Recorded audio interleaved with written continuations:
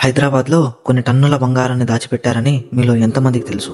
హైదరాబాద్ రాజు మీర్ ఉస్మాన్ అలీ ఖాన్ అప్పటికి ప్రపంచంలోనే అత్యంత ధనవంతుడు. బ్రిటిష్ వాళ్ళ కంటే కూడా ఎక్కువ సంపద ఆయన దగ్గరే ఉందని, సుమారు 175 కోట్ల పౌండ్లు విలువైన బంగారం, వజ్రాలు, విలువైన ఆభరణాలు ఆయన దగ్గర ఉన్నాయని చరిత్ర చెబుతుంది.